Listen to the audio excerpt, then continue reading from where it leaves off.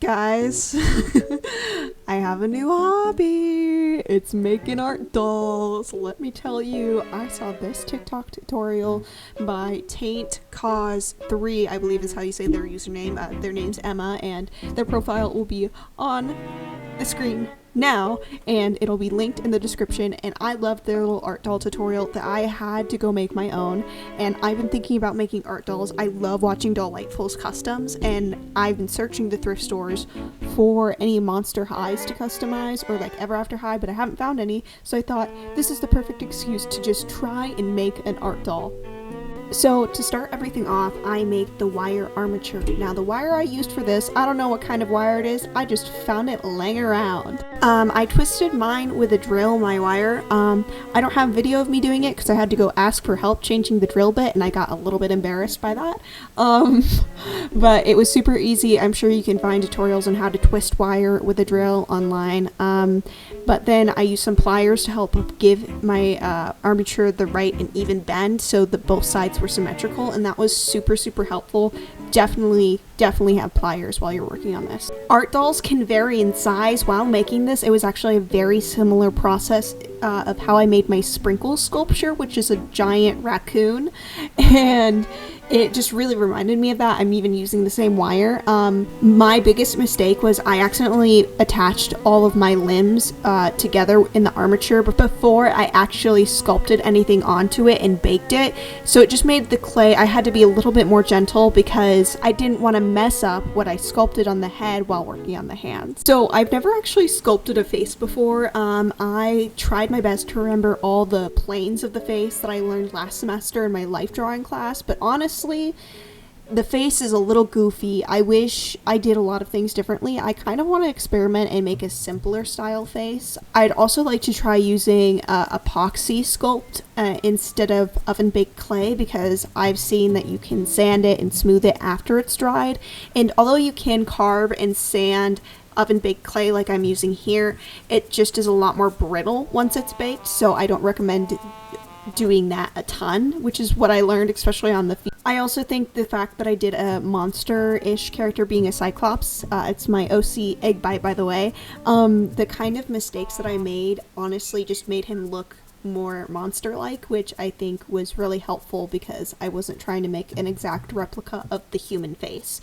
So once he's oven baked, I carve out little holes in his feet for magnets so he can stand, and then I start adding quilt batting. So I used, I believe, cotton quilt batting. This was just leftover scrap that my mom had, and I cut strips and I wrap it around his body, and this is where you really get the proportions of your figure.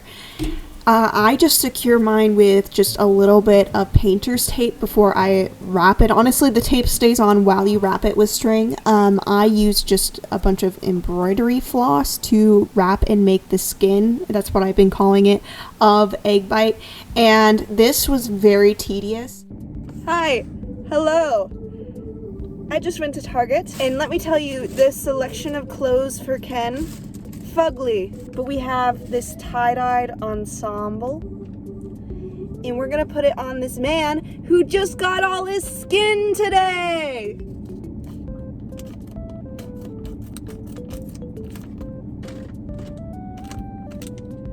Why are there so many little things? I'm so lucky I have scissors.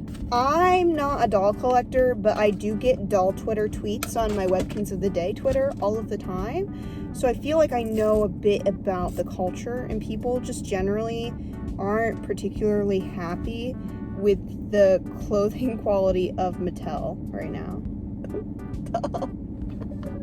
Oh, he's so stupid. Let's get your pants on. I don't know if these will fit you. The universal experience of having to try on jeans and then becoming so insecure about your body. That's what he's gonna experience right now. Okay, these do fit. Oh, my beautiful boy. You've got pants. The shirt isn't exactly like, I don't like them as a set, but I do think these are like pretty close to EggBite's canonical pants. He looks so stupid because his face isn't painted, and so it looks like he's wearing like a purple undershirt, even though it's just like what his skin is. Oh, we gotta paint you, my sweet boy. We've got to paint you soon. That was good retail therapy. $6 well spent. I can't believe I made a man. That's crazy. I got a little dude with me now. I made you. Is this how God feels? Looking at us? Is this how he feels? I can only imagine. Alright, to continue our work on our patient, we are going to have to paint him purple. Now, I used a lot of different colors of embroidery floss in his skin, and so I was kind of looking to incorporate a lot of different colors of purple. I start with a base of pre-mixed pale purple because that's what I had, and then I go in with some pinks and blues and just give him a little bit of blush. Honestly, just add variation in his skin tone. I liked adding the blue freckles the most, honestly, but I will say I lack patience when painting, and that's something I really need to work on, to really just go slow with painting. That's a big thing I need to work on. So for his clothes, we're gonna just Frankenstein them into a whole new look. The first thing I do is I go in and I rip or pick the sides of the seam, or I seam rip the side seams of the shirt. And I'm using an X-Acto knife. Don't use an X-Acto knife, use a seam ripper. I just forgot mine that day. And I make a pattern for a sleeve. If that's the shape that you need to make your sleeve, you need to make it the length of whatever your arm is, and you need to have a curve. And then once those pieces are cut out, you sew it along the curve, and it'll look like this. And then it's so easy, you just zip up the sides of the seams with the right sides folded together. I hand sewed a little bit, but for the final seam, I just put it through the sewing machine, and that was really easy. I liked hand sewing the curve because there's just a little bit more control there. And look it, he's becoming a real boy. We've got a EggBite.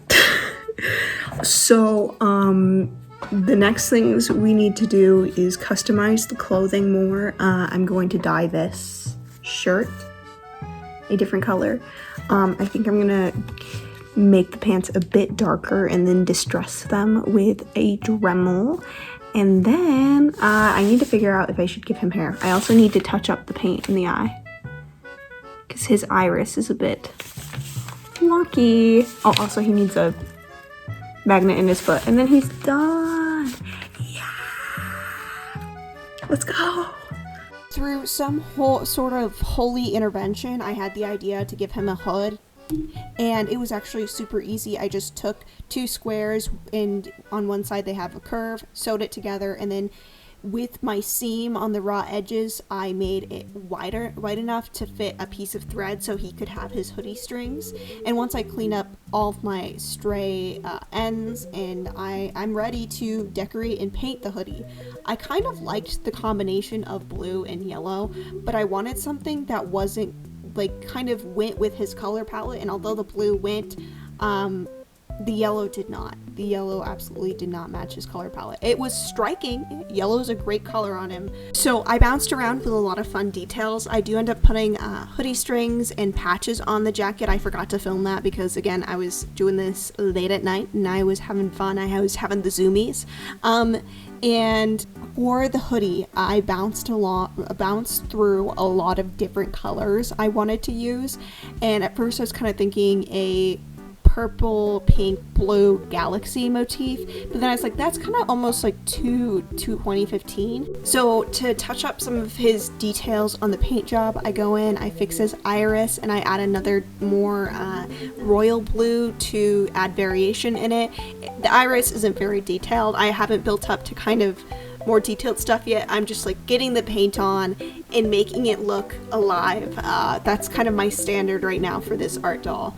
And then I go in with the pants and I add a dark blue wash and I build up a blue to pink gradient, which gives us a lovely purple in the middle on the bottom of the pants, and I just think that's absolutely darling.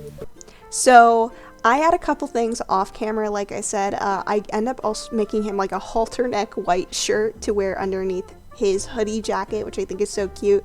and I don't do that on camera because I made it last minute, and I forgot to film it.